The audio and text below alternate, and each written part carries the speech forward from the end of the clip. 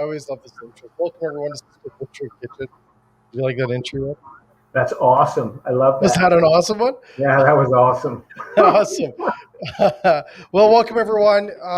Today we're going to talk with, I tell you, one of the most interesting gentlemen I've been able to talk to a lot and really talk about this past 456 days later is today. And how ironic it's 456. But welcome, Robert Hood, to our show. Welcome. Thank you. Awesome. So you're from, I'm going to say, we just practiced it, Atlific Hotels. You're the corporate F&B or food and beverage manager for this amazing chain of restaurants across Canada, North America. Are you in the States too? It's Atlific Hotels. Atlific. There Atlific. you go. We are in the States as well. Our parent company, Ocean Properties, operates in the States, but in Canada, it's Atlific, and it's the oldest hotel management ownership company in Canada with over 60 years. Wow. And how many locations? We have 47 right now. But there are a whole host of new projects that are actually going to get added this year. So, which is very exciting considering the time we're emerging from. Yeah, absolutely. So the theme today is adversity, and really hearing your story from this last 456 days is really what we want to hear today. And I'm excited to hear all the things that you've done and what's happened and what you guys have tried, what worked, and what the future looks like for you. So I'm excited. I'm excited to hear your story. Okay, so wow, I mean it's incredible that it has been 56 days. When this all started at the end of April or end of March into April, when the world sort of blacked out, was a time I didn't think would in my career I would ever see our industry, hospitality, food service, whatever section you're in, literally disintegrated globally, and that was a really tough pill to swallow. Mhm. Not just in terms of all the owners and management teams that we work with, but our line culinarians and bartenders and servers, and how it affects sort of everybody's lives. And I don't think I could have ever imagined something like this happening. It took a little while for me personally to adjust to it too. I mean, when you go as fast as we all do in our business and whatever role you're in, and then suddenly the brakes screech and you're down to sort of 5 miles an hour, it's a difficult adjustment. And some folks did better than others, and in terms of learning to at least for the last 456 days, learning to live life differently. So I fully agree, Rob, and I want to kind of step back to that first week or first couple weeks of when this all started for us. And this has been one of the most devastating hits to our industry ever. Right? There's no history that you can compare this to. What was it like? Was there a lot of layoffs? What's that like for that first few weeks for you? Yeah, I mean, every single property immediately when as occupancies for hotel rooms plummeted, meeting business just instantly canceled. Tour business, which is another huge part of our business, again just disintegrated. And so we went into crisis management. Things like, associates had to be laid off, management teams were scaled back. Food, stocks, we had hotels where that had closed, or that everything that was non-salvageable was frozen, and everything that was good but couldn't be saved, we literally gave away to the associates who were departing with us, or we gave away to food banks and local community groups, so we weren't wasting anything.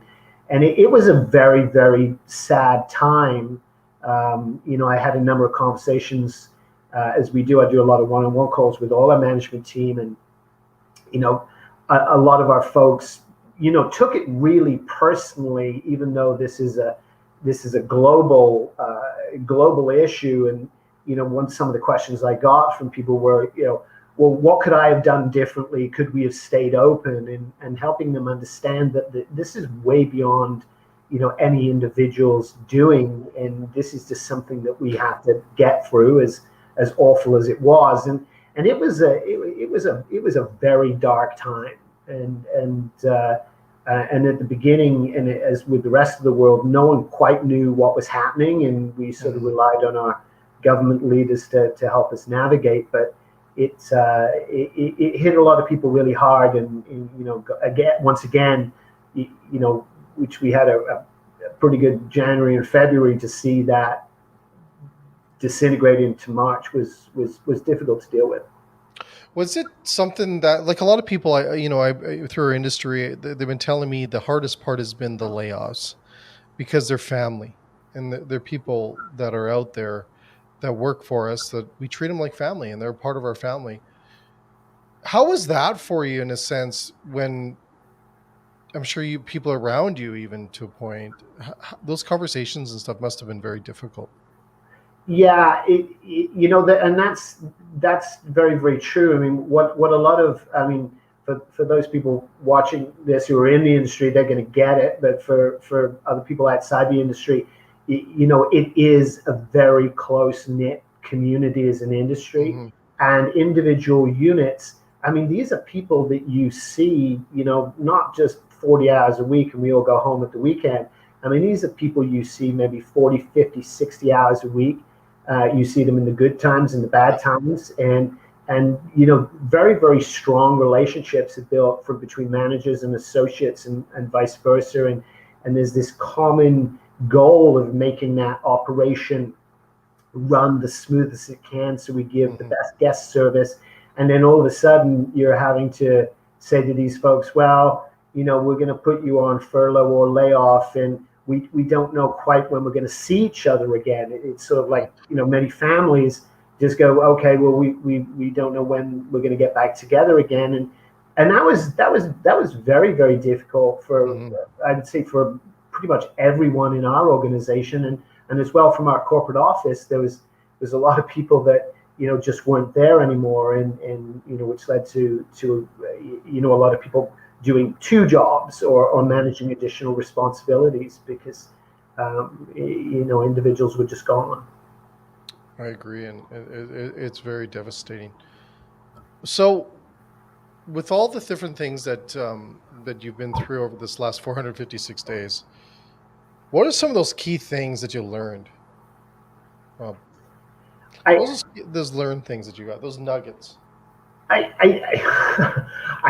think the big one, using the phrase adversity, is the fact that, I think hospitality, not just in Canada, but globally, it's a tough group of people. And, people really believe in this industry. If you're in it, there isn't many people who are not sort of boots in all the way, and they really believe in it, and they care about it, and they care about the guests that we service, and they care about their colleagues. So I think that was the first big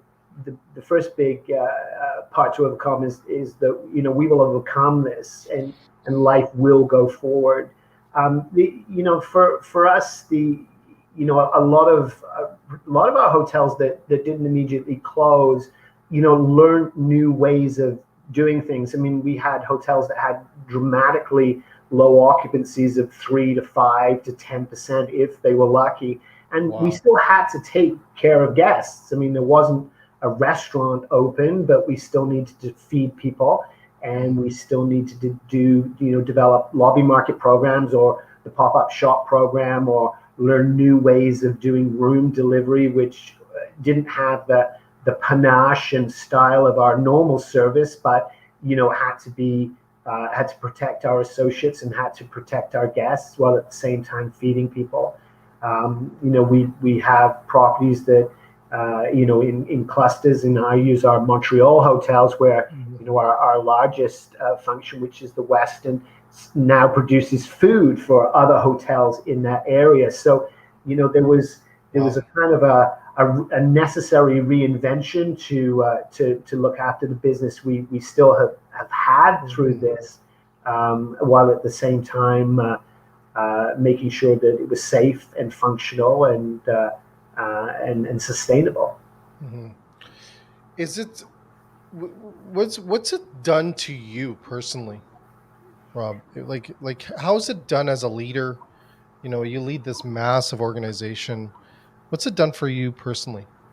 Well, my life before pandemic was sort of 30 weeks and 100 flights a year for 2 decades. And I remember when we did a management call again at the end of March, early April. And I remember it being really, really cold outside. And I was sat in my home office and we were doing this call when we all got sort of grounded travel wise, which is understandable. But I remember, and the call was somber. I mean, there really wasn't a cheerful way to sort of address the issues that us, like every other company, was Mhm. going through. But I remember hanging up from the call and sort of sitting there and going, "Wow, I'm going to go from an airport or two airports a week to nothing.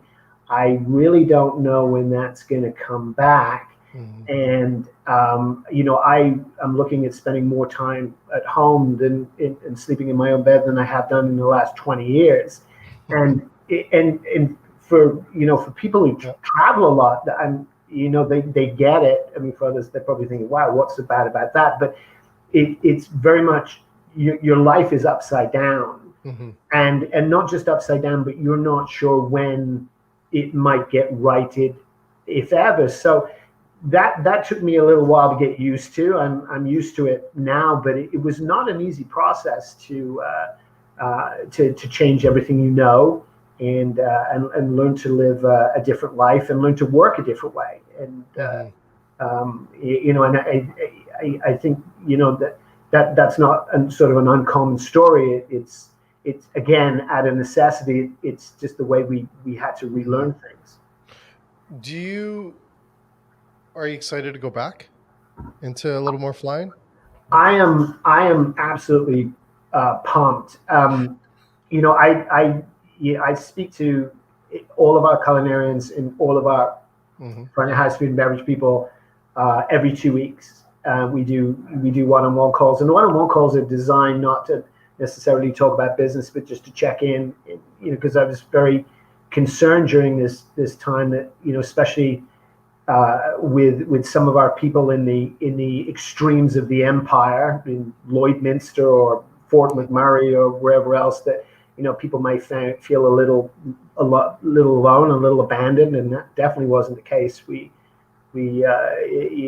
Everyone is front of mind, and now hearing that we're starting to execute smaller menus. We're interviewing and Mhm. hiring new culinarians, and people are starting to come back. Some of our resorts on the West Coast are gearing up for what they hope is going to be quite a busy season. Mhm. And properties like Lake Louise, even though Alberta went in and out of lockdown, had a great ski season, a great Yep. summer season this year. And we're, now with everything reopening today, Yeah. they're looking forward to a great summer.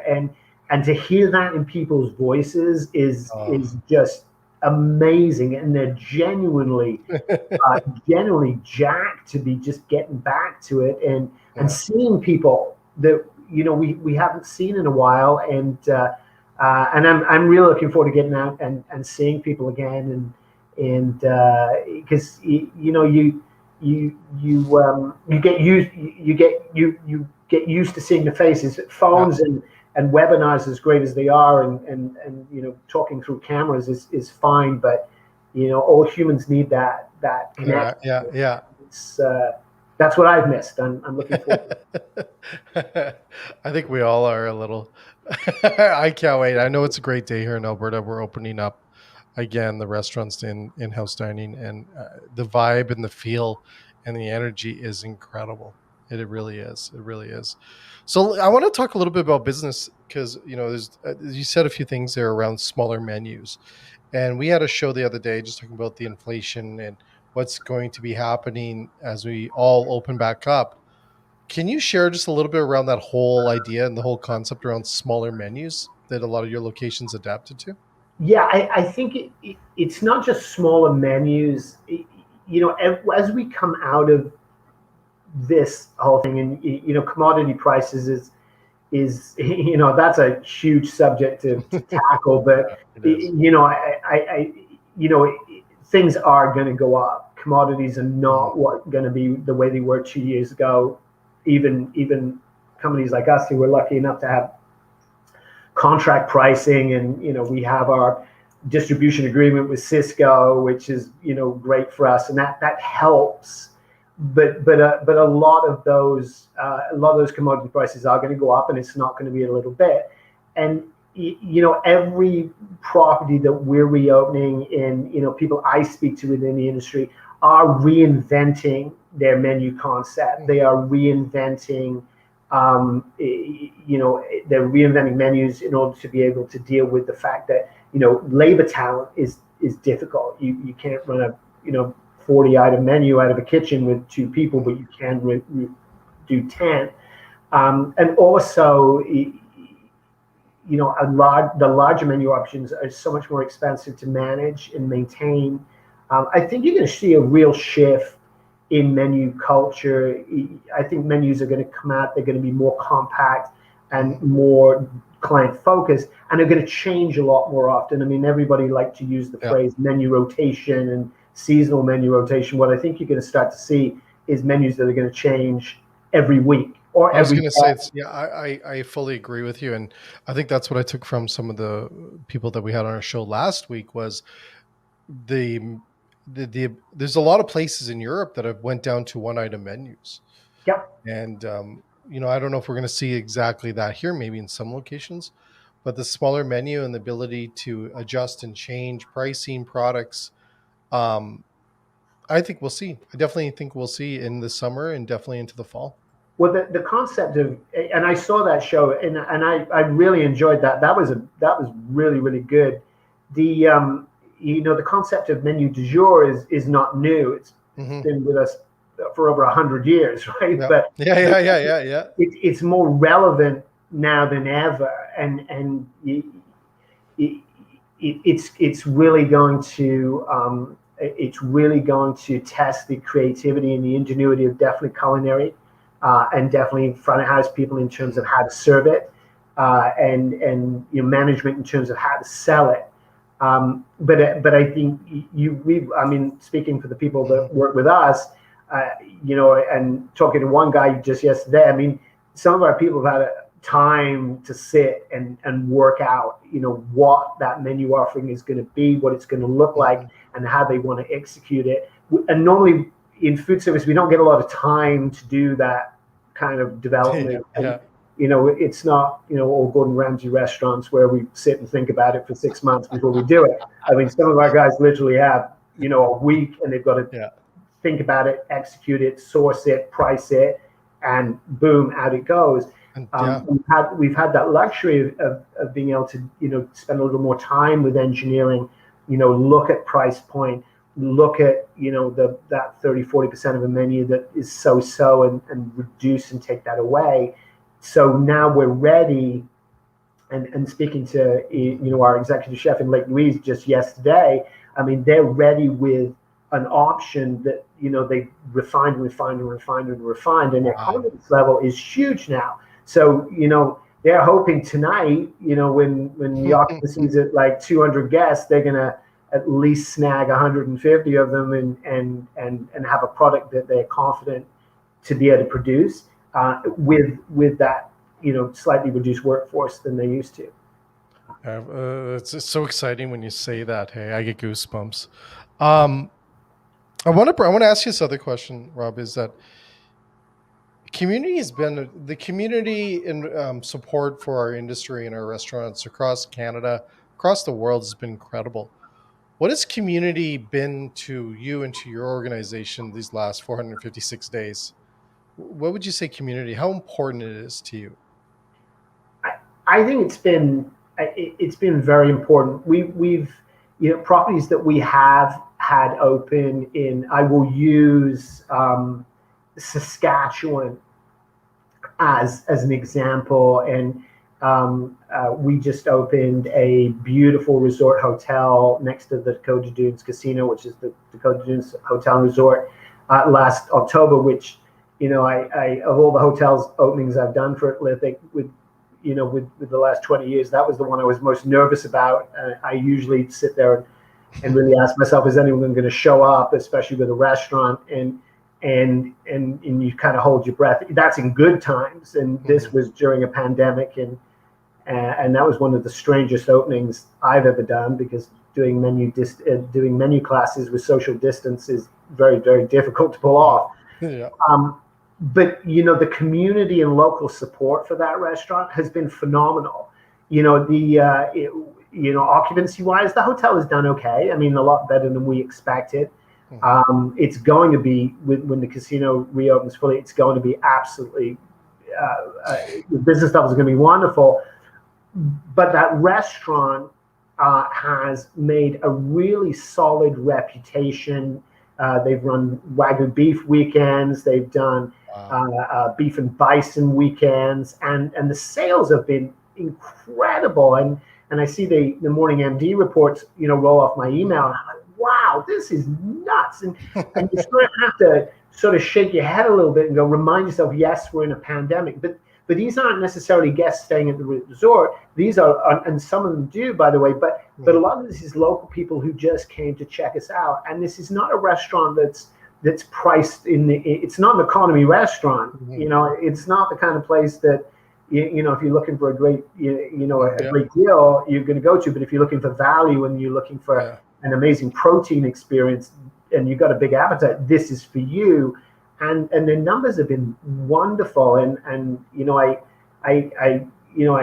shudder to think, when the hotel gets full, what that's going to turn into, because I think it's really cultivated as a dining destination. But that property and some of our other properties in Saskatoon and Moose Jaw have really, really done well, because they've adapted their product for that locality. And with Saskatchewan being a little luckier than most provinces, people have been out and they wanted to eat out, and we've been really happy to welcome them, and we'll continue to do so.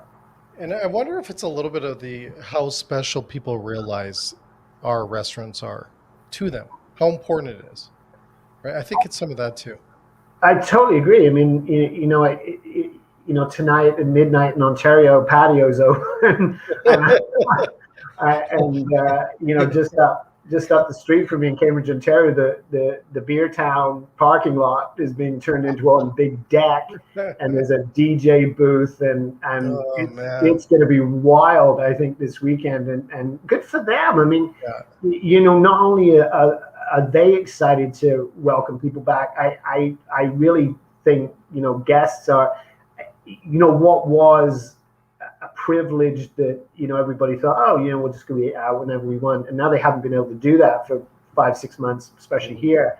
They're ready. I mean, people are ready to just relax and be socially distanced, of course, with other people, and but I think they're just ready for that change of environment, and we're really happy to welcome them back as an industry. I know, it's going to be amazing. So last words, Rob, as we wrap up, and really, today I believe that what you show is adversity with what you've done over these last 456 days. So thank you. You inspire others, and I get excited just talking to you about all the great things that you do, and your inspiration and the ideas is incredible. So thank you. But last words you'd say to people out there that are going to watch this later or tuning in right now, what would you say to them right now as we are right on the doorstep, literally hours away from opening up? What would you say? I read a really interesting post yesterday, which I'm going to kind of ad lib and steal a little from, because it was really, really well done. And to say to all our guests out there, we're really looking forward to welcoming everyone back.